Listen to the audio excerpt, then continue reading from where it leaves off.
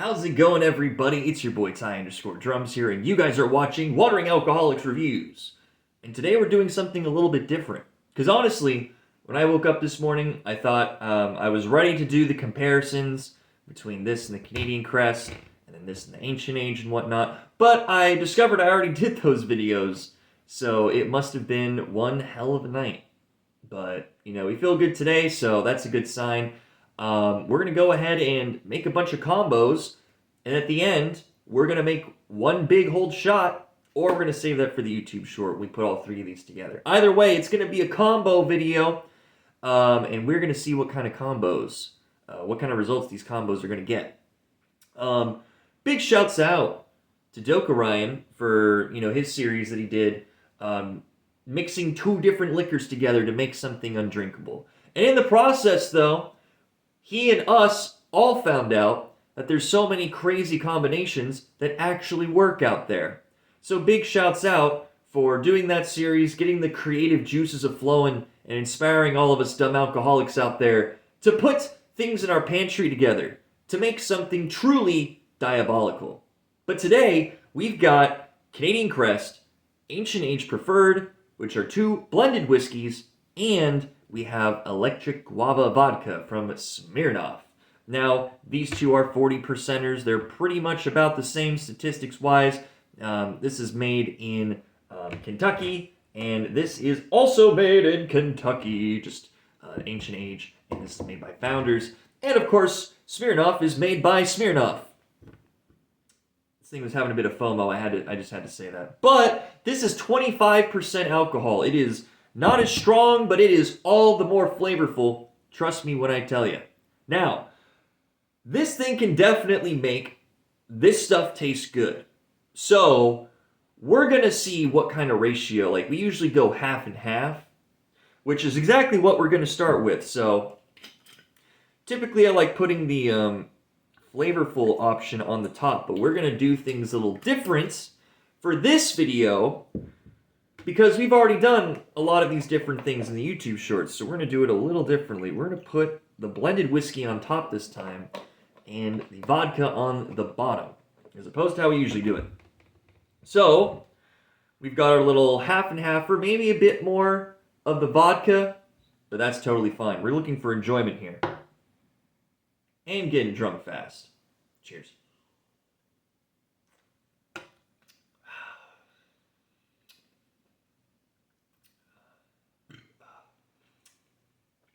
Yeah, this adds a bit more depth and strength to this vodka.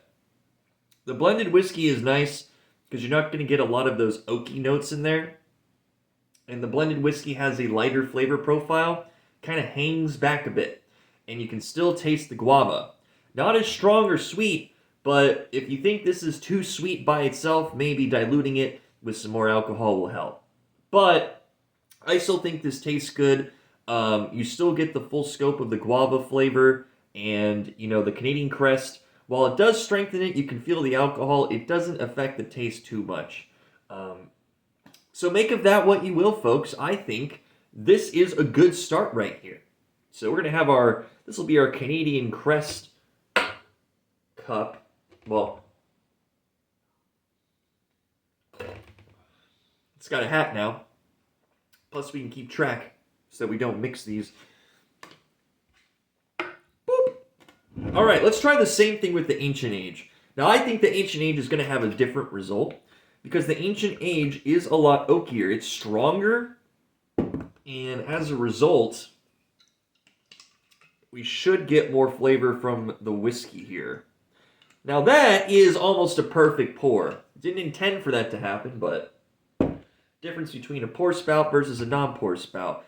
So if you guys are wondering, I know I've mentioned this a lot in previous videos. Most of the time you will find a spout guard or a pour guard on a handle. It's a lot of alcohol. But on 750s, typically, you won't find pour guards, unless it's a more expensive one perhaps, just because they don't want all that liquid spilling out on you. But for stuff like this, 750 doesn't need a pour guard. Anyways, just thought I'd bring that up because I am starting to somewhat do a bit of research here. These questions come up, you gotta look them up, right? Otherwise, they remain mysteries forever. Anyways, Ancient Age and Electric Guava now. This is right up to the brim. Cheers.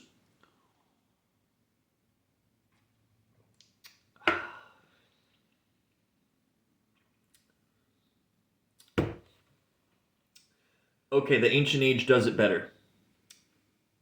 Let me explain why. The flavors with this blended whiskey go better with the guava. We still get a bit of oakiness, but it's not trying to cut off the guava flavor. We get a good, more natural tasting, but still somewhat sweet guava taste.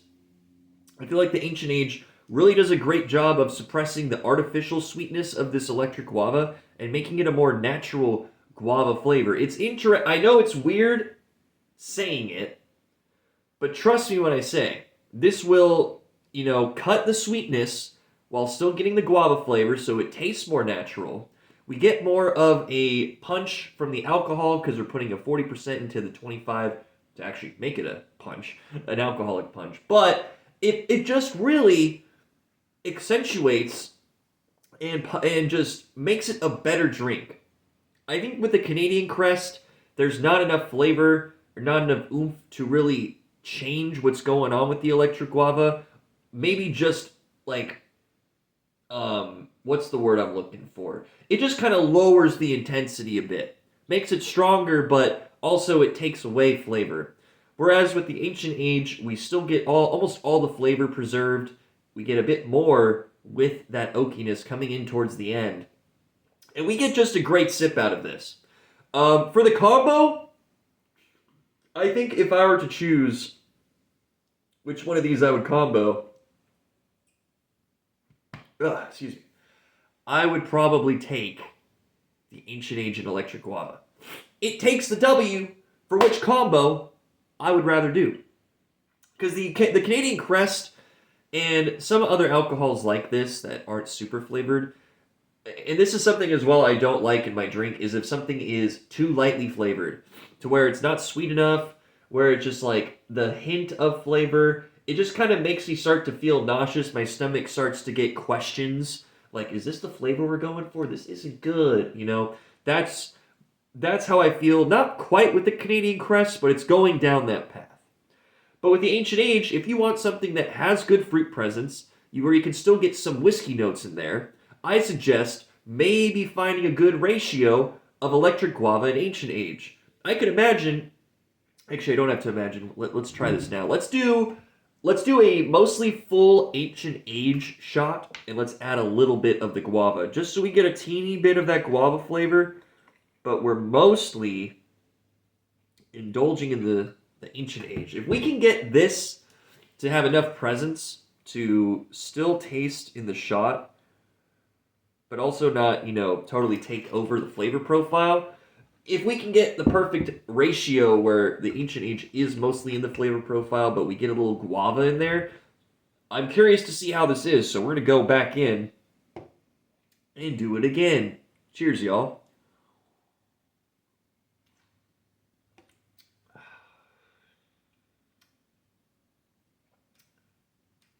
Oh, wow. Yeah. These flavors, not based off the taste, but actually, no, that's going to confuse you guys. This feels like the flavors sync together. With certain liquids, they don't gel and you can taste it. But this here, it really gels. We're getting a more robust, almost amberish kind of guava flavor, which is really nice. I think this could honestly go over well. If you want something with a little bit of fruit presence, I think the guava is a great choice. It's really weird, and I know to some of you are like, why would you put fruit vodka into a whiskey? But getting a little extra fruit flavor note in there really adds to the enjoyment of this shot. And it takes away some of the things I don't like about the Ancient Age, which is that strong, kind of afterburn and that kind of bitterness after the oaky flavors come. I feel like this here is the ultimate, if you get like 3/4 Ancient Age and 1/4 of the Electric Guava, you're going to get the flavor benefits of both, mostly the enjoyment of the whiskey, but with a little bit of extra sweetness and flavor boost from the electric guava. So, I'm going to wrap it up there, guys, but check out today's YouTube short if you haven't already, because we are going to be putting all three of these together in the Big Shot, and it's going to be a doozy. I'm not sure how that's going to go, but be sure to check it out. It's live right now. Every day at noon, we upload not just these videos, but our YouTube shorts as well. So you don't have to stick around and wait for any of our videos to drop. They always come out at noon, sometimes even at midnight if I mistakenly say 12 a.m. instead of 12 p.m., but that's 12 hours early for you guys if I fuck up. So, good for you guys. Now, that's going to do it for this one, folks. I'm going to drink some water, because that was a good amount of alcohol. It was like technically 3 shots, but split between multiple alcohols. I don't know. And the thing is, this is also colored. It should be clear vodka. Of course, Smirnoff, is clear, but it is colored to be red. So does this mean this is a clear alcohol technically still? Or is it a dark alcohol, like these, which would make it safe to drink? I don't know. Well, I should know. But I would assume, playing it safe, that even if it's a clear vodka that's turned into more of a darker color, it's still gonna have a similar effect. I don't know. We'll see what happens tomorrow, because if I somehow didn't remember that I filmed the comparison videos today, after yesterday, I don't know what's going to happen tomorrow. Good thing I am totally open in my schedule for tomorrow. Seriously. Otherwise, it'd be like, fuck. But we're good, guys. Thank you guys so much for watching. It's been your boy Ty_Drums signing off for Wandering Alcoholics Reviews. And as always, remember to pillage responsibly, my friends. Skull.